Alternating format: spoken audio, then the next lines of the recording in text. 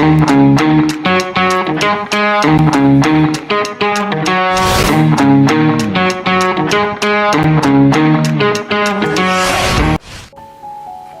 दोस्तों, स्वागत है आपका शिवी टॉक में। शिवी टॉक एक ऐसा शो जिसमें हम बुला रहे हैं अलग अलग फील्ड के एक्सपर्ट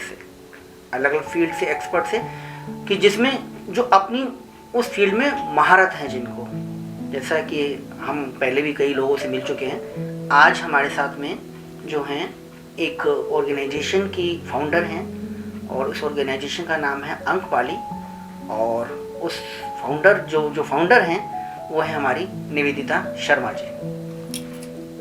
नमस्कार शर्मा जी, नमस्कार। निवेदिता शर्मा जी की ऑर्गेनाइजेशन के बारे में मैं कुछ बताऊं कि वो अलग अलग फील्ड में काम कर रही है, जैसे बच्चों के एजुकेशन के ऊपर, वुमेन पावर के ऊपर, लेकिन ज़्यादा डिटेल में तो मैं नहीं बता पाऊँगा, लेकिन इसके बारे में ही हम आज इनसे बात करेंगे। तो माँ, आपका एक बार फिर स्वागत है। धन्यवाद मुझे बुलाने के लिए। तो माँ, आप ये बताएं कि आपकी ऑर्गेनाइजेशन का नाम मेरे को सबसे ज़्यादा जो लग रहा है कि अंकपाली, इस अंकपाली का मतलब क्या होता है? ये अंकपाली का मतलब होता है धाय माँ। अंक पाली, जो अंक में पाले, धाय माँ। तो क्योंकि ओशो ने अपनी हर सन्यासिनी को माँ बोला है, संबोधित किया है कि अपने नाम के आगे माँ लगाए, तो उसी से निकला है अंकपाली, जो दूसरों के बच्चों को अडॉप्ट करे और उनको पाले। अच्छा, तो ये जो आपकी जो अंकपाली है, ये लगभग जैसे मेरी जानकारी के अनुसार करीबन 17-18 साल हो चुके हैं अभी? जी, 2005 से स्टार्ट की थी। ओके, तो अंकपाली में आप मेन किस चीज़ में काम कर रही हैं? हम विमेन एम्पावरमेंट पे काम करते हैं। महिलाओं की समस्याएं, उनको एम्पावर करने के लिए एजुकेशन, स्किल ट्रेनिंग, और भी महिलाओं की बहुत सी और भी समस्याएं होती हैं, जैसे डोमेस्टिक वायलेंस, और सेम ऐसे ही बच्चों के लिए, बच्चों की एजुकेशन, उनकी हेल्थ, उनका वेलफेयर के लिए काम करती है हमारी एनजीओ। अच्छा, तो ये जो किस तरीके से मतलब कि आप काम कर रही हैं, लगभग आपकी ऑर्गेनाइजेशन से कितने लोगों को, कितने बच्चों को या कितनी महिलाओं को आपके हिसाब से अभी तक कुछ बेनिफिट हो चुका है? देखिए, ऐसे नंबर तो मतलब बहुत कई हज़ारों की तादाद में, क्योंकि इतने सालों से काम कर रहे हैं। और मेरा क्या था कि मेरे को कभी ना वो अपने आप को आगे करना, अपना काम को बढ़ाना, दिखाना, इसमें कभी रहा नहीं, रुचि नहीं रही। बट मेरे पास पूरा रिकॉर्ड है। हमने कई हज़ारों लोगों के जीवन को बदलने की कोशिश की है और उनकी मदद की है। क्योंकि हमारे क्या बचपन में सिखाया जाता था, अगर आप एक हाथ से किसी को दान दे रहे हो तो दूसरे हाथ को भी पता नहीं चलना चाहिए। बट ठीक है, अभी ज़माना ऐसा है प्रचार का, ठीक है, कर रहे हैं प्रचार। ठीक, बिल्कुल ठीक। लेकिन फिर भी एक जैसे कि मेरे को भी अब थोड़े टाइम से मालूम चला अंकपाली के बारे में, और मेरे हिसाब से बहुत से ऐसे लोग हैं जिनको अंकपाली के बारे में बिल्कुल भी नहीं मालूम।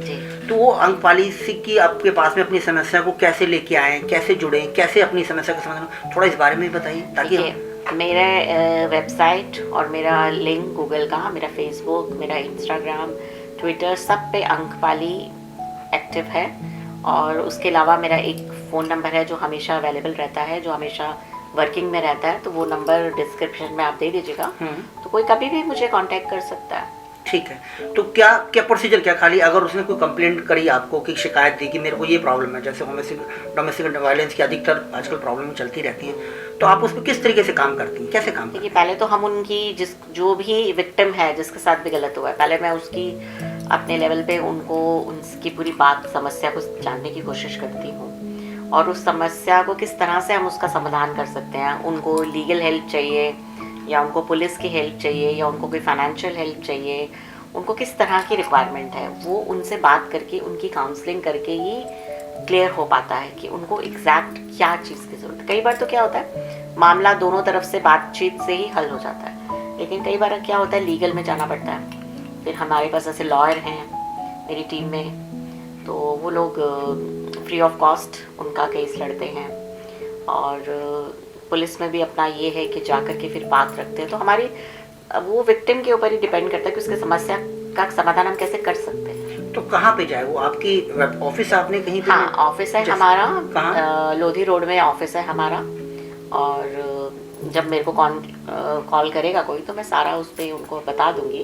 तो साउथ दिल्ली में हमारा ऑफिस है, कभी भी टाइम लेके मेरे से आ सकते हैं, मिल सकते हैं। बिल्कुल बिल्कुल, अच्छा। Always available.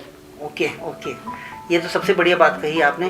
तो उनको, जिन लोगों के पास में फंड नहीं, यानी आपको ऐसा उनको कोई टेंशन नहीं है कि मेरे पास फंड नहीं है तो मैं किस तरीके से प्रॉब्लम सॉल्व, तो आप उस चीज़ को आपकी ऑर्गेनाइजेशन सारा कुछ मैनेज बिल्कुल कर। बिल्कुल बिल्कुल बिल्कुल। ठीक है ठीक है। तो जो सबसे मेन मादा होता है, मेन जो होता है, सबके सब जानते हैं, बिना अर्थ सब व्यर्थ। तो ऑर्गेनाइजेशन, जैसा आपने कहा कि किसी से आप फंड तो लेते नहीं हैं, तो लेकिन ये आपकी ऑर्गेनाइजेशन को चलाने के लिए, रनिंग करने के लिए फंड तो चाहिए, तो वो फंड कहाँ से आता है आपके पास में? देखिए, अभी तक तो समझ लीजिए परमात्मा की कृपा से कुछ ऐसे अपने सर्कल में कुछ ऐसे मित्र हैं, ऐसे रिलेटिव हैं, ऐसे लोग हैं जो टाइम टू टाइम हमारे को फंडिंग से हेल्प करते रहते हैं, ठीक है ना। फिर कुछ हम, जब हमें कोई भोजन वितरण, जैसे कोरोना में हमें बहुत भोजन वितरण का करना पड़ा कार्यक्रम, तो हम क्राउड फंडिंग से भी इकट्ठा कर लेते हैं।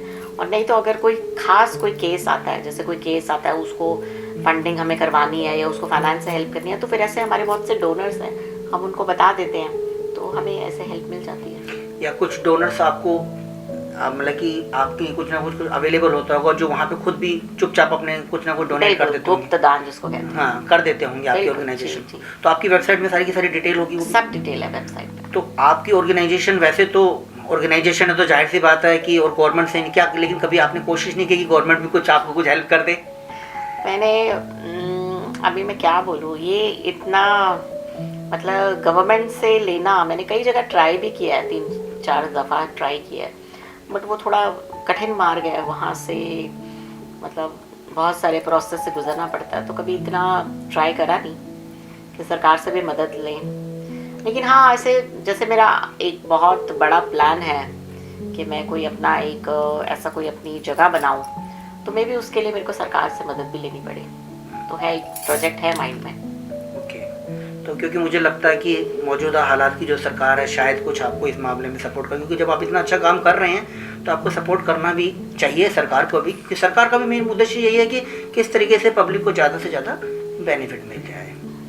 तो निवेदिता जी, अब तो ये है कि एक सवाल और मैं जानना चाहूँगा कि वो ये कि भाई हर आदमी चाहता है कि मैं कुछ अच्छा काम करूँ। अगर कोई आप ही की तरीके की अगर एनजीओ कुछ खोलना चाह रहा है, तो उसको आप किस तरीके, क्या प्रोसेस, कैसे स्टार्ट कर सकता है? अगर आपको एनजीओ शुरुआत करनी है तो सबसे पहले तो एक जज्बा होना चाहिए अपने अलावा दूसरों के लिए भी काम करने का, और दूसरे के दर्द को, दुख को समझने का, महसूस करने का एक हृदय ऐसा होना चाहिए, तभी आप इस समाज सेवा में घुस सकते हैं। और फिर उसको टेक्निकली करने के लिए तो आपको सबसे पहले अपनी संस्था बना करके उसको रजिस्टर कराना पड़ेगा। रजिस्टर कराने के बाद आपको 3 साल तक काम करना पड़ेगा। जब आप 3 साल तक कोई भी, जो भी फील्ड आप चुनते हैं वो काम कर लेंगे, तो उसके बाद आप उसको मतलब रजिस्ट्रेशन तो पहले ही करना पड़ेगा, बनाते सारी संस्था।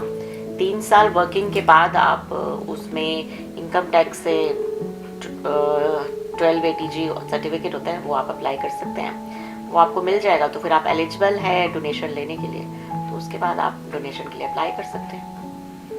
ओके। तो दोस्तों, मुझे लगता है कि आज आपको दो बहुत अच्छे तरीके से बात समझ में आ गई कि अंकपाली जो ऑर्गेनाइजेशन काम कर रही है वो कैसे काम कर रही है, और आपने भी अगर ऑर्गेनाइजेशन खोलनी है तो कैसे आप एक अच्छी ऑर्गेनाइजेशन खोल सकते हैं। तो आपको निवेदिता जी बहुत धन्यवाद कि आपने समय दिया।